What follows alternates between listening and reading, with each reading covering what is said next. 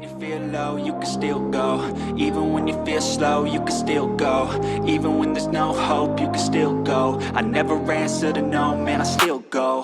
Go, go, go, go, go, go, go, go, go, go, go, go, yo, go, go. Hello, hi, welcome or welcome back to this place. I'm Alvika with the 6th travel journal of this series.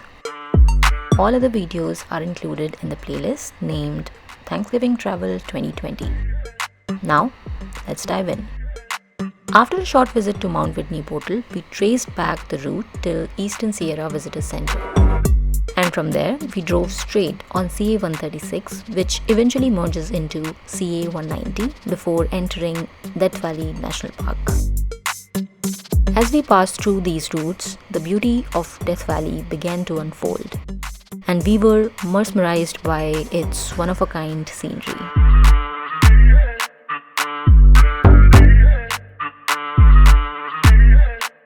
The drive was interesting because that day was crystal clear, the views were even better.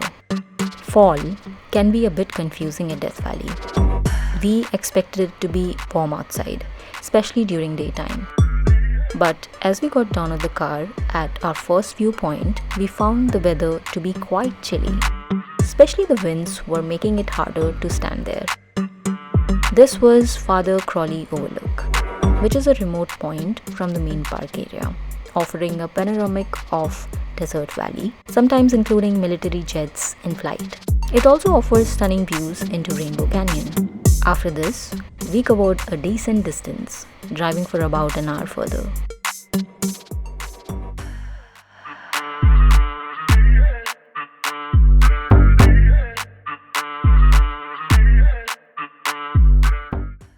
The next stop was supposed to be Stovepipe Wells Village. The drive became more interesting, taking us amidst strange rock formations. It was exciting to see such beauty just besides the highway, because that just seemed like a hint of what was lying ahead of us to experience in the park.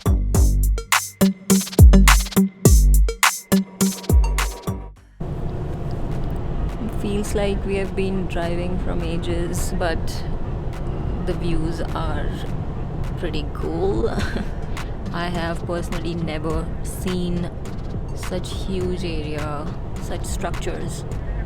After reaching Stovepipe Wells, we took a much needed snack and restroom break and resumed the drive towards Mesquite Sand Dunes.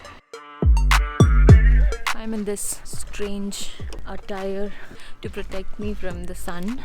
Our first spot, this is Mesquite Sand Dunes, and there are a pretty good number of people here. Strangely, Vaibhav has never been to any desert before. This is his first time to experience sand.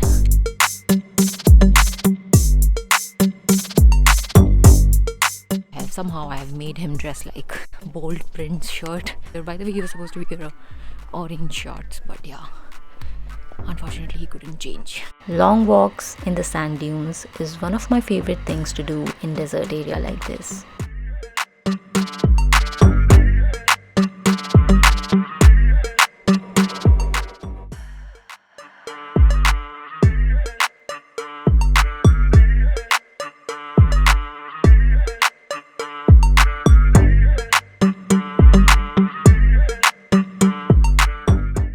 Are you having a good time?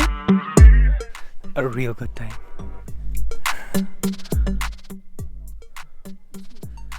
Oh, I didn't know it was filming.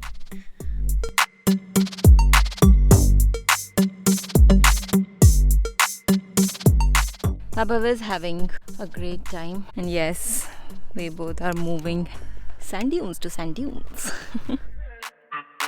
We are just walking and enjoying the views.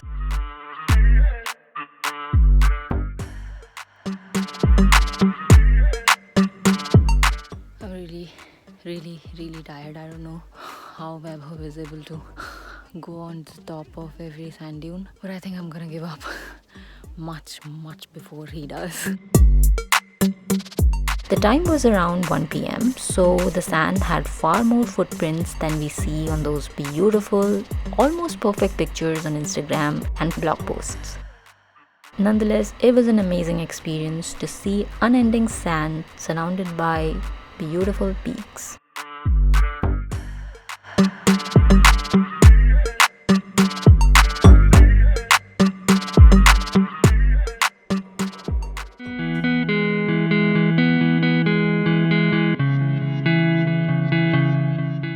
We spent a good amount of time there, just lying on the cool sand, enjoying the breeze, and soaking the beauty. Say peace out. Peace out.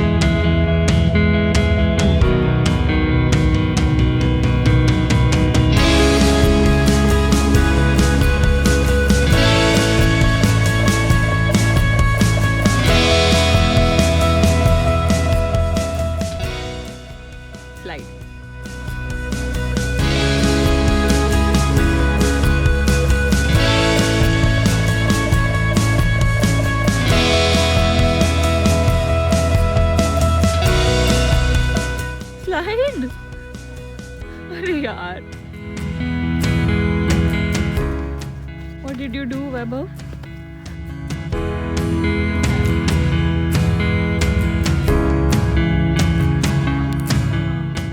We might have left the parking lot around 2, assuming all that shoe cleaning we have to do after walking on sand dunes.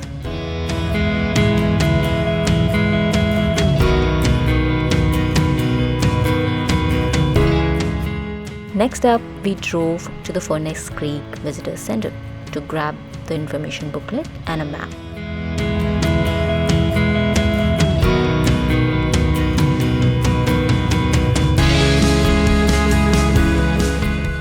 And by the time we reached that area, we could clearly see far more lighter shades in the rock formations, which made a perfect background for our photo session.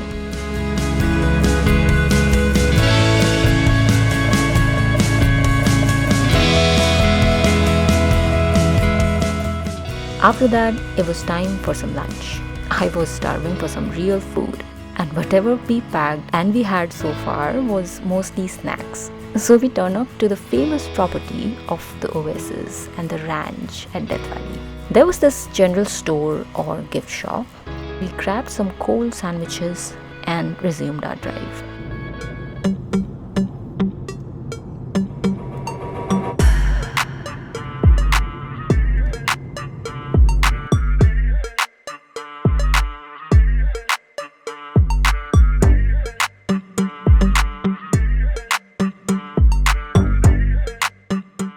Along the way, we stopped to get a look at Golden Canyon, but eventually it turned into a 4-mile round-trip hike, and we loved it.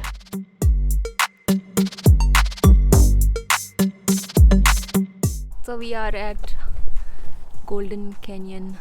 Yeah, I'm gonna show a Golden Canyon area, and it is looking beautiful. Natural shades of canyon, and the background is also amazing.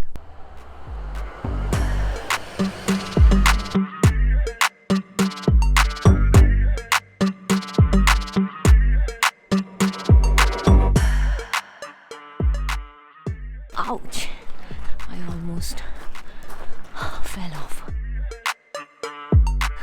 We're planning to move for a little bit and then we'll move back.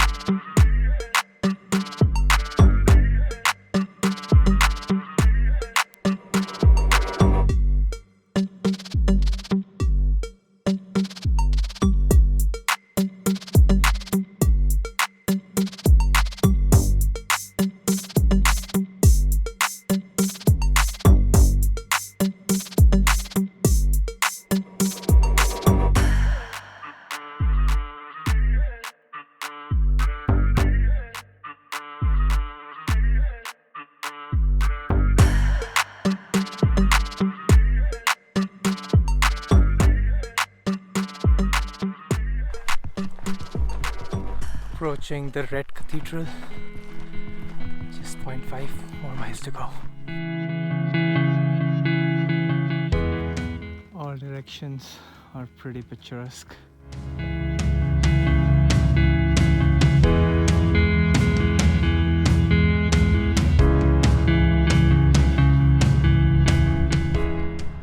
This is sunset from Golden Canyon Point. By the time we left that parking lot, it was almost sunset, but we still hoped that we could get a look at Badwater Basin.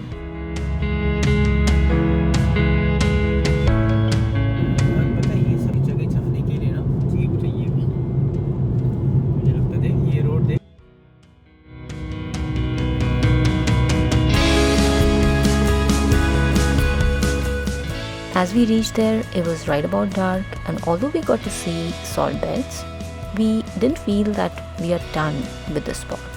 So we decided to include it in our next day plan anyway.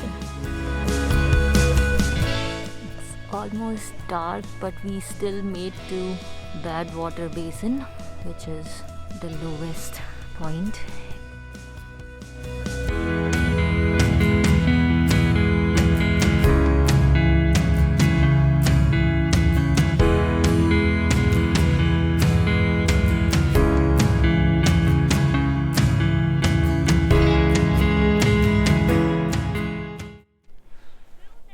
Okay, Rebel, so there is so much salt here. So, can you taste it? I mean, I think we can, but People are tasting, do you know that? I saw a video in which someone tasted it and then spit it out. If you want me to, maybe I can. A little bit. But you don't recommend it, right? Whom do you see, by the way? Just some random. See, this is kind of salty, right?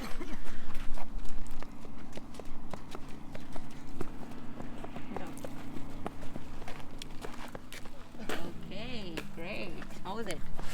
Salty. While returning though, it was pitch dark, so we took a halt at Zabriskie Point parking lot to see the night sky. The sky view was beautiful, but it was so cold and we were tired from the day already. So we decided to head towards Namara side of the park, towards our hotel. Driving in that area during night is a bit challenging, but we reached our hotel at a decent timing. And after a really long waiting time, we finally got our dinner and called it a day. That's it for the 6th journal. Thank you so much for coming along. I truly appreciate it. Take care. See you in my next.